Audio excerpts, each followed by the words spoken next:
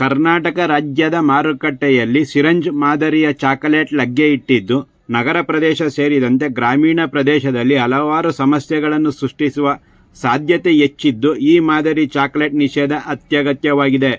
ರಾಜ್ಯದ ಮಾರುಕಟ್ಟೆಯಲ್ಲಿ ಸಿರಿಂಜ್ ಮಾದರಿಯ ಚಾಕೊಲೇಟ್ ತಯಾರಕ ಸೇರಿದಂತೆ 4-5 ವ್ಯಕ್ತಿಗಳ ಕೈ ಬದಲಾವಣೆ ನಂತರ ₹5ಗಳಿಗೆ ಚಾಕೊಲೇಟ್ ಮಕ್ಕಳ ಕೈ ಸೇರುತ್ತದೆ.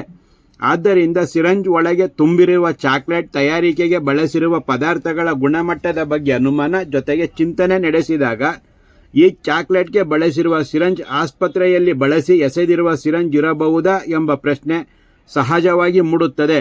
ಆದ್ದರಿಂದ ಸಿರಿಂಜ್ ಮಾದರಿಯ ಚಾಕೊಲೇಟ್ ನಿಷೇಧ ಅತ್ಯಗತ್ಯವಾಗಿದೆ ಅಥವಾ ಗುಣಮಟ್ಟದ ತಪಾಸಣೆಗೆ ಸರ್ಕಾರ ಮುಂದಾಗಬೇಕಿದೆ. ಹೊಳೆನರಸೀಪುರ ಪಟ್ಟಣದ KSRTC ಬಸ್ ನಿಲ್ದಾಣದ ಪ್ಲಾಟ್ಫಾರಂ ನಂಬರ್ 1 ಪಕ್ಕದ ಖಾಲಿ ನಿವೇಶನದಲ್ಲಿ ವೈದ್ಯಕೀಯ ಬಳಕೆಯ ಸಿರಿಂಜ್, ಕೈಗವಸು, ಗ್ಲೂಕೋಸ್ ಹಾಕುವ ಪರಿಕರಗಳು ಹಾಗೂ ಇತರೆ ಹಲವಾರು ಬಳಕೆ ಮಾಡಿದ ವಸ್ತುಗಳನ್ನು ಎಸೆದಿದ್ದಾರೆ ಮತ್ತು ಸ್ವಲ್ಪ ದೂರದಲ್ಲಿ ಇದೇ ರೀತಿಯ ತ್ಯಾಜ್ಯಕ್ಕೆ ಬೆಂಕಿ ಹಾಕಿದ್ದಾರೆ. ವೈದ್ಯಕೀಯ ಉದ್ದೇಶಕ್ಕೆ ಬಳಸಿದ ವಸ್ತುಗಳ ವಿಲೇವಾರಿಗೆ ಸರ್ಕಾರ ಮಾರ್ಗಸೂಚಿ ರೂಪಿಸಿದೆ. ಆದರೆ ಬಸ್ ನಿಲ್ದಾಣಕ್ಕೆ ವೈದ್ಯಕೀಯ ತ್ಯಾಜ್ಯ ಹೇಗೆ ಬಂತು ಎಂಬ ಪ್ರಶ್ನೆ ಒಂದೆಡೆಯಾದರೆ, ಬಸ್ ನಿಲ್ದಾಣದಲ್ಲಿ ಗ್ರಾಮೀಣ ಪ್ರದೇಶಕ್ಕೆ ತೆರಳುವ ನಾಗರಿಕರು ಬಸ್ ಬರುವುದು ತಡವಾದಲ್ಲಿ ಮಕ್ಕಳ ಕೈ ಬಿಟ್ಟು ಮೊಬೈಲ್ ನೋಡುತ್ತಾ ಕೂರುತ್ತಾರೆ. ಇದು ವಾಸ್ತವವಾಗಿದೆ. ಬಸ್ ನಿಲ್ದಾಣದಲ್ಲಿ ಪುಟ್ಟ ಮಕ್ಕಳು ಆಟವಾಡುತ್ತಾ ಈ ರೀತಿ ಬಿಸಾಕಿದ ಸಿರಿಂಜ್ಗಳನ್ನು ಚಾಕೊಲೇಟಿನ ಸಿರಿಂಜ್ ಎಂದು ಬಾಯಿಗೆ ಹಾಕಿಕೊಂಡಲ್ಲಿ ಊಹಿಸಲು ಅಸಾಧ್ಯವಾದ ಸಮಸ್ಯೆಗೆ ತುತ್ತಾಗಬಹುದು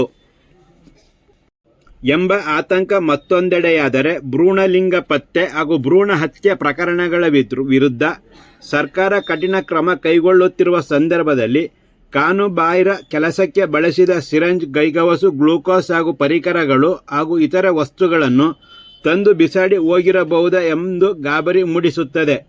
ಇತ್ತೀಚಿನ ದಿನಗಳಲ್ಲಿ ಡ್ರಗ್ ಮಾಫಿಯಾದಲ್ಲಿ ವಿವಿಧ ತಪಾಸಣೆಗೆ ಹೆಸರಿನಲ್ಲಿ ರೋಗಿಗಳು ಹಾಗೂ ಸಂಬಂಧಿಕರಿಗೆ ಪಿಡುಗಾಗಿ ಕಾಡುತ್ತಿರುವ ಸಂದರ್ಭದಲ್ಲಿ ಸಿರಿಂಜ್ ಮಾದರಿಯ ಚಾಕೊಲೇಟ್ ಹಾಗೂ ವೈದ್ಯಕೀಯ ತ್ಯಾಜ್ಯವನ್ನು ಸಾರ್ವಜನಿಕ ಸ್ಥಳದಲ್ಲಿ ಎಸೆಯುವುದು ಒಂದಕ್ಕೊಂದು ಚೈನ್ ಲಿಂಕ್ ಅಥವಾ ಮಾಫಿಯಾ ಇರಬಹುದಾ ಎಂಬ ಪ್ರಶ್ನೆ ನಾಗರಿಕರನ್ನು ಕಾಡುತ್ತದೆ.